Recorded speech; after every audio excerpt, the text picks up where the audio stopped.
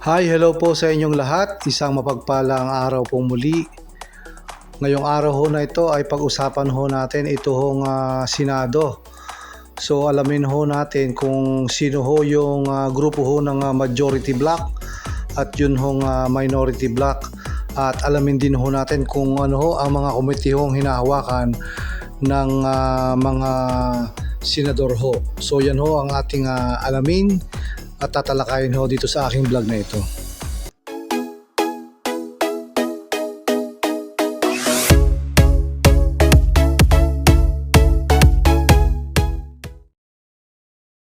So ito ho yung larawan ng September 8, 2025 na kung saan ho ay kinakamayan ni Senator Chis Escudero itong si Senator Tito Soto sapagkat pinalitan na ho ni Senator Tito Soto itong dati hong Senate President na si Senator Chis Escudero. So yan ho ang naganap ho nung nakaraang linggo, September 8, 2025.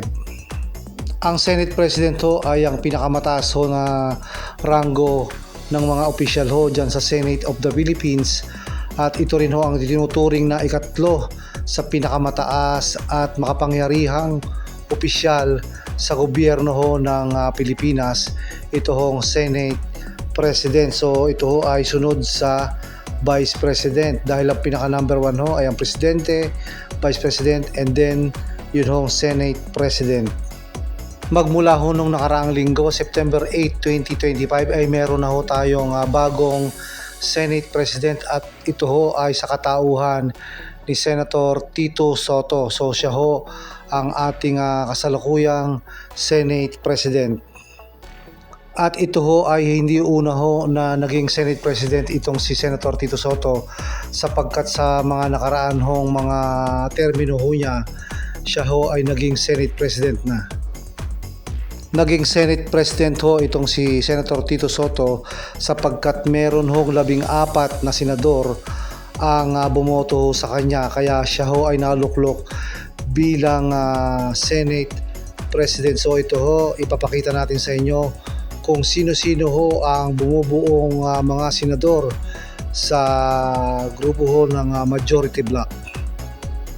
Ang una hong senador na kabilang ho sa majority block na sumuporta ho sa pagiging Senate President ho ni Senator Tito Soto ay itong si Senator Panfilo Lacson. So siya na ho ang Senate President pro tempore at siya rin ho ang may hawak ng accountability of public officers and investigation, yun ho ang tinatawag na Blue Ribbon Committee. At siya rin ho ang may hawak ho ng Committee na Electoral Reforms and People's Participation.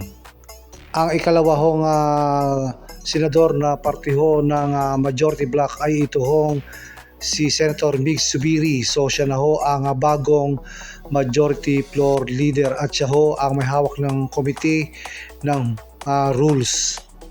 Ang sunod po na senador na kabilang sa majority block na sumuporta ho kay Senator Tito Soto bilang Senate President ay ito ho si Senator Risa Ontiveros. So siya na ho ang deputy majority floor leader at siya rin ho may hawak ng komite ng Health and Demography at ang Women, Children, Family Relations and Gender Equality. Ang isa pa pong senador na kabilang sa majority block na sumuporta kay Senator Tito Soto ay itong si Senator JB Ejercito. So siya ho ang ikalawang deputy majority floor leader at siya ho ang may hawak ng komite ng local government at saka ho yung public order and dangerous drugs at ikatlo ho yung komite sa tourism. Ang isa pa pong sumuporta sa pagiging Senate President ho ni Senator Tito Soto ay itong si Senator Loren Legarda. So siya ho ang may hawak ng komite ng Accounts, Higher Technical and Vocational Education. Siya rin ho may hawak ng National Defense and Security, Peace, Unification and Reconciliation. At ang ikaapat ho ay ang komite ng Culture and the Arts. Ang isa pa hong senador na sumuporta sa pagiging Senate President ho ni Senator Tito Soto ay itong si Senator Francis Kiko Pangilinan at siya ho ang may hawak ng komite ng Agricultural, Food and Agrarian Reform. Siya din ho may hawak ng Constitutional Amendments and Revision of Codes at ang ikatlo ho ay ang Justice and Human Rights. Kabilang din ho sa majority block ay ito ho si Senator Bam Aquino na siya ho ang may hawak ngayon ng committee ho sa Basic Education at committee ho sa Science and Technology. Kabilang ho sa majority block na sumuporta ho sa pagiging Senate President ni Senator Tito Sotto ay ito ho si Senator Rapi Tulfo. So si Senator Rapi Tulfo ho ang may hawak ho ng komite ng Labor, Employment and Human Resources Development. Siya rin ho may hawak ng Migrant Workers at ang komite ho sa Public Services. Ang isa pa pong senador na sumuporta ho kay Senator Tito Sotto sa pagiging Senate President ay itong si Senator Erwin Tulfo. So si Senator Erwin Tulfo ho ang may hawak ho ng komite ng Games and Amusement at siya rin ho ang may hawak ng Social Justice, Welfare and Rural Development. Kabilang din ho sa majority block ay ito ho si Senator Mark Villar. Siya ho ang may hawak ng komite ho sa Government, Corporations and Public Enterprises at ang isa pa ho ay ang komite sa Public Works. Ang bagong senador na si Senator Camille Villar ay kabilang din ho sa majority block na sumuporta sa pagiging Senate President ho ni Senator Tito Sotto at si Senator Camille Villar ho ang may hawak ng komite sa Environment, Natural Resources and Climate Change at ang isa pa hong komite ay ang Economic Affairs. Si Senator Pia Cayetano ho ay kabilang din sa majority block na sumuporta ho sa pagiging Senate President ni Senator Tito Sotto at itong si Senator Pia Cayetano ang may hawak ho ng komite ng Energy, Sustainable Development, Goals, Innovation and Futures Thinking at ang komite ho ng Ways and Means. Ang isa pa hong senador na kabilang sa majority block ay itong si Senator Lito Lapid na siyang may hawak ho ng komite sa Urban Planning, Housing and Resettlement. At ang kahuli-hulihan hong senador na sumuporta sa pagiging Senate President ho ni Senator Tito Sotto ay ito si Senator Sherwin Gatchalian at siya ho ang may hawak ho ng komite sa Finance. At ang mga hindi ho sumuporta sa pagiging Senate President ho ni Senator Tito Sotto ay ang tinatawag ho na grupo ng Minority Block. So ito ho, ipapakita ko sa inyo kung sino ho ang mga senador na kabilang ho dito sa grupong ito dito ho sa Minority Block. Ang una hong senador na kabilang sa Minority Block ay ito ho si Senator Alan Peter Cayetano at siya na ho ang bagong Minority Floor Leader at siya din ho ang may hawak ho ng komite ng Banks, Financial Institution and Currencies. Ang dati hong may hawak ng Blue Ribbon Committee na si Senator Rodante Marcoleta ay ang kabilang na rin ho sa Minority Block at siya ho ay ang bagong Deputy Minority Floor Leader. Hahawakan niya ho ang komite ng Trade, Commerce and Entrepreneurship.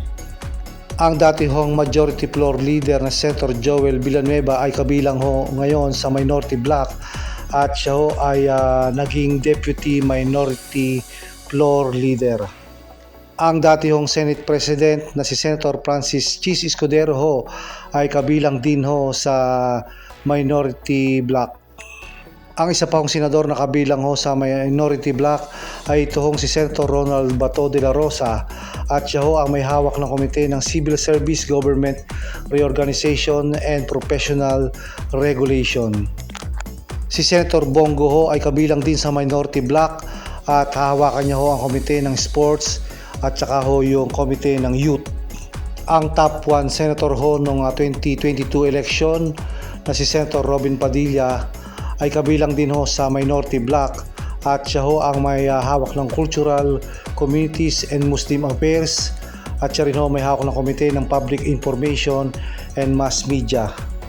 Ang kapatid ho ng Pangulong Bongbong Marcos na si Senator Amy Marcos ay kabilang din ho sa Minority Block at siya ho may hawak ng komite ng cooperatives at ang komite ho sa Foreign Relations. At ang dati hong Senate President Pro Tempore na si Senator Jinggoy Estrada ay kabilang din ho sa Minority Block na hindi ho sumuporta sa pagiging Senate President ho ni Senator Tito Sotto. So yan ho, binahagi ko sa inyo ang grupo ho ng mga senador na kabilang ho sa Majority Block. So 14 ho yun, plus isa ho ang Senate President. So lumalabas ho na 15 sila. At sa grupo naman ho ng minority block, ang mga senador ho ay nasa 9 na senador. So hanggang dito na lang po muna ang ating vlog sa araw na ito. Isang mapagpalang araw po sa inyong lahat and God bless po.